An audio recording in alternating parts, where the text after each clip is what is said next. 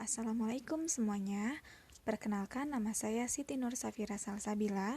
Saya salah satu mahasiswi dari Institut Bisnis dan Informatika Kesatuan jurusan Sistem Informasi.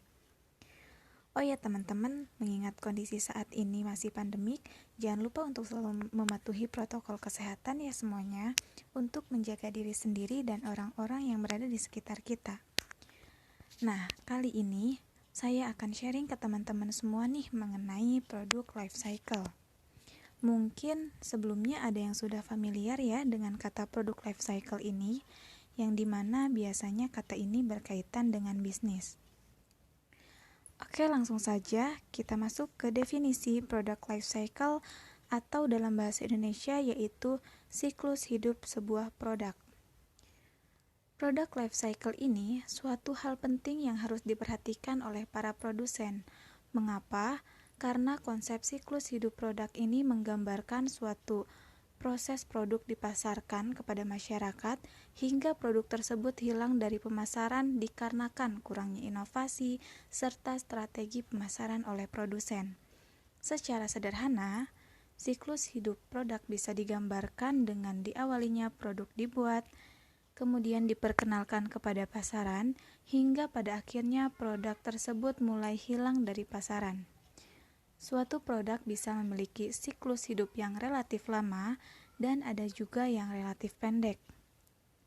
Untuk tetap mempertahankan suatu produk, produsen dapat melakukan berbagai cara untuk tetap mempertahankan produknya seperti membuat iklan yang menarik, penjualan dengan strategi tertentu, memberi diskon tertentu, serta bisa juga dengan melakukan daur ulang.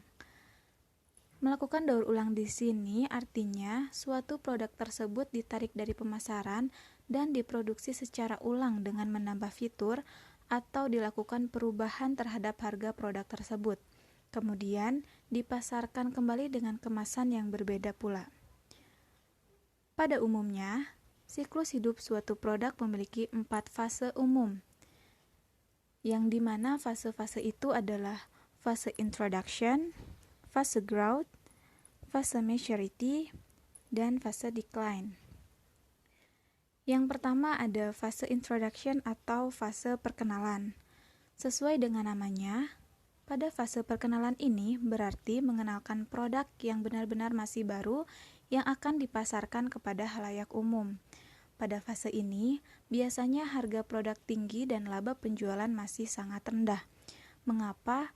Karena di sini biasanya dikenal dengan istilah bakar-bakar uang, atau dalam arti lain, produsen melakukan promosi besar-besaran yang bertujuan agar produk tersebut lebih cepat dikenal dengan khalayak umum. Adapun beberapa strategi yang dapat dilakukan produsen, di antaranya strategi peluncuran cepat, yaitu strategi dengan mematok biaya yang tinggi pada suatu produk diiringi dengan promosi yang dilakukan secara besar-besaran. Yang kedua ada strategi peluncuran lambat, yaitu memberi harga yang tinggi pada suatu produk, namun promosi yang dilakukan cenderung kecil dikarenakan mengurangi biaya operasional. Yang ketiga ada strategi penetrasi cepat, yang menetapkan harga produk yang rendah dengan promosi yang dilakukan besar-besaran. Tujuannya agar putaran penjualan lebih cepat. Dan yang keempat atau terakhir ini ada strategi penetrasi lambat, yaitu strategi dengan harga produk yang rendah dan promosi yang rendah juga. Fase yang kedua ada fase growth atau fase pertumbuhan. Pada fase ini, penjualan produk mulai berkembang pesat dikarenakan masyarakat sudah mengenal seluk-beluk produk tersebut. Di fase ini, promosi tidak dilakukan secara besar-besaran lagi karena sudah banyak masyarakat yang sudah mengetahui. Pada fase pertumbuhan, biasanya pasar yang semakin luas, laba penjualan mulai naik, produk sudah dikenal oleh masyarakat, adanya pesaing yang muncul, dan juga biaya produk cenderung turun. Yang dapat dilakukan pada fase ini yaitu meningkatkan kualitas suatu produk agar lebih menarik pelanggan, penambahan model produk, juga produsen menurunkan harga produk dan memperluas distribusinya. kita masuk ke fase ketiga, yaitu fase maturity atau fase kematangan. Pada fase ini, produk yang dijual cenderung mengalami penurunan dikarenakan beberapa faktor. Salah satunya, banyaknya pesaing yang berdatangan sehingga di fase ini perlu dilakukan inovasi serta diperlukan lagi untuk melakukan promosi sebuah produk. Biasanya, pada fase ini akan mengalami adanya laba yang besar pada produsen yang berhasil memimpin pasar, harga produk yang turun, kapasitas produksi yang cenderung tinggi, juga adanya persaingan yang cukup ketat antar produsen. Yang harus dilakukan produsen pada fase ini yaitu meningkatkan keistimewaan produk, menarik pelanggan baru, memperbarui model, meningkatkan mutu suatu produk, dan juga membuat pelanggan tetap setia terhadap produk tersebut. Fase yang terakhir yaitu fase decline atau fase kemunduran. Pada fase ini, sebuah produk mengalami kemunduran.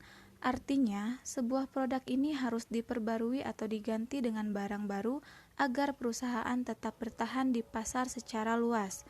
Hal ini dikarenakan sebuah produk yang tidak laku lagi di pasaran, jika tidak ada penggantinya maka perusahaan tersebut akan mengalami penjualan dalam ruang lingkup pasar yang kecil, atau bahkan perusahaan bisa mengalami kemunduran.